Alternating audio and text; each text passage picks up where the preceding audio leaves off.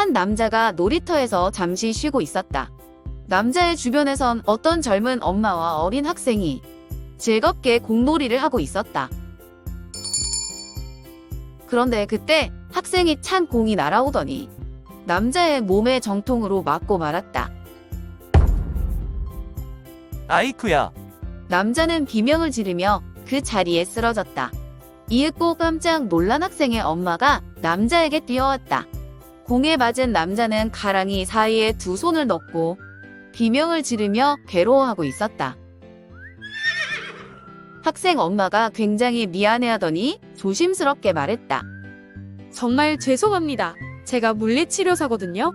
그러니 제가 직접 봐드릴게요. 그 말을 들은 남자는 멋쩍어서 태어난 척 말했다. 아닙니다. 곧 괜찮아질 겁니다. 그러자 학생 엄마가 적극적으로 말했다.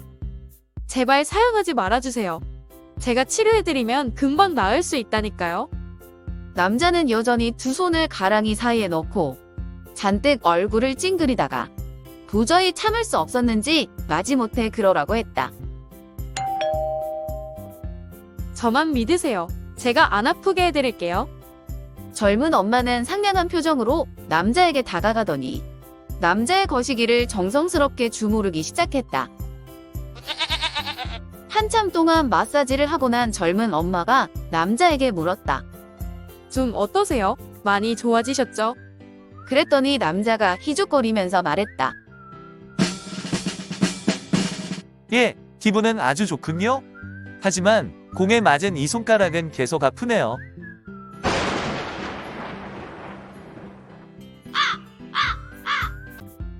호기심이 많은 꼬마가 있었다.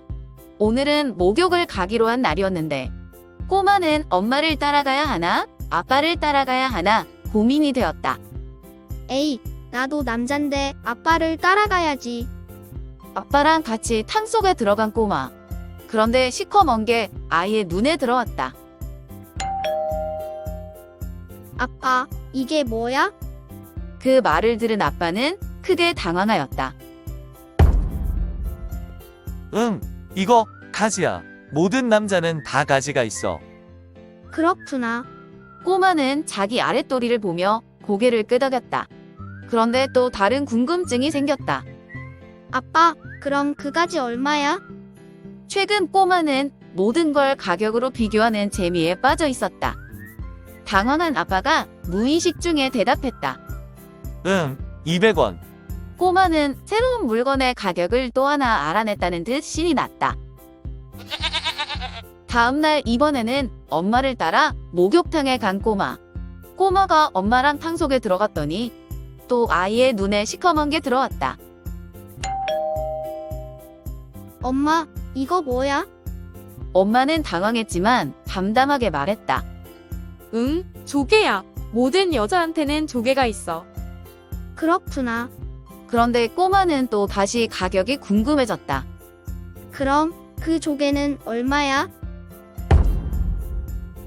당황한 엄마는 무의식 중 답했다. 응, 100원. 꼬마는 새로운 물건의 가격을 또 하나 알아냈다는 듯 신이 났다. 그런데 새로운 의문이 들었다. 여자 조개는 100원, 남자 가지는 200원. 여자 조개가 남자 가지보다 더 싸네? 왜지? 꼬마는 그 이유를 찾기 위해 지금껏 보아온 엄마와 아빠의 모습을 모조리 기억해내려 했었다. 그러고는 드디어 결론을 내렸다. 꼬마는 당장 엄마 아빠에게 달려갔다. 엄마, 아빠, 나 조개가 가지보다 싼 이유를 알아냈어. 영문을 모르는 엄마 아빠는 눈만 멀뚱거렸다. 그러자 꼬마는 자랑스럽게 떠들었다. 조개가 가지보다 싼 이유는 조개는 빵꾸가 났거든. 또한 조개는 한 달에 한 번씩 못 쓰잖아. 반면에 가지는 추가로 퐁퐁 주머니까지 달렸다니까.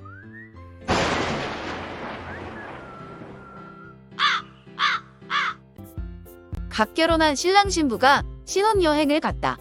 그런데 예약이 잘못되어서 그만 호텔방을 잡지 못하고 말았다.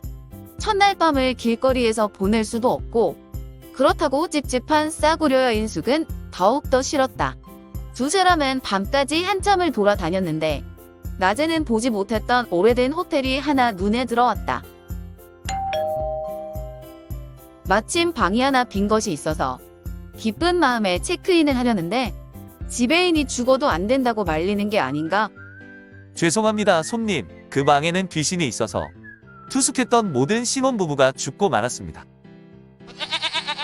그 말을 들은 신랑 신부는 오히려 오기가 생겼다.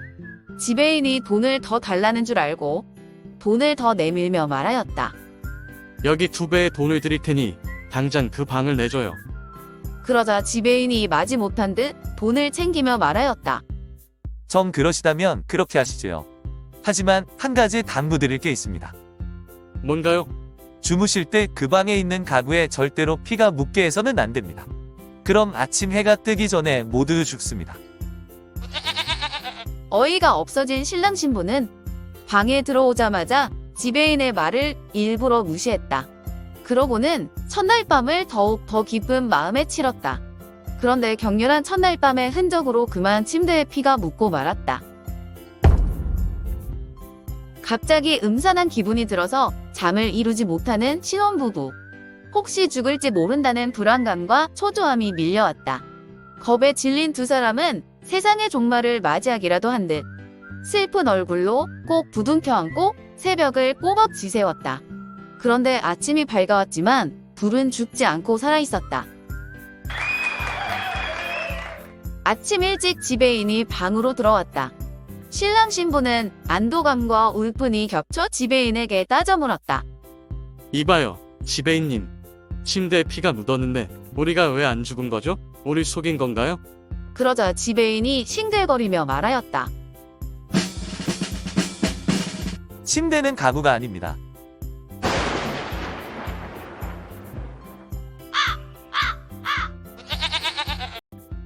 어린 아내와 결혼한 노인이 있었다. 그는 어린 아내의 임신을 바랐다. 그래서 임신이 가능한지 자기의 정자 수를 알아보기 위해 의사에게 갔다. 의사는 그에게 표본컵을 주면서 설명했다. 이걸 집으로 가져가서 남성의 액체를 채우고 내일 다시 가져오세요. 그 다음 날 노인이 돌아왔다. 그런데 노인이 가져온 표본컵은 텅 비어 있었고 게다가 여전히 뚜껑도 닫혀 있었다. 의아한 의사가 노인에게 물었다. 아니, 컵을 채우지 못하셨군요. 무엇이 문제였습니까? 그러자 노인이 대답했다. 글쎄요, 제가 오른손으로 시도했거든요. 그런데 아무것도 채우지 못했어요. 그래서 이번엔 왼손으로 시도했죠. 하지만 역시나 아무것도 채우지 못했지 뭡니까? 그래서 아내에게 부탁했었지요. 아내가 그녀의 오른손으로 살살 시도했어요. 하지만 역시 아무것도. 이번엔 그녀의 왼손으로 했지만 이 역시 아무것도. 그녀가 입으로도 했지만 역시 아무것도요.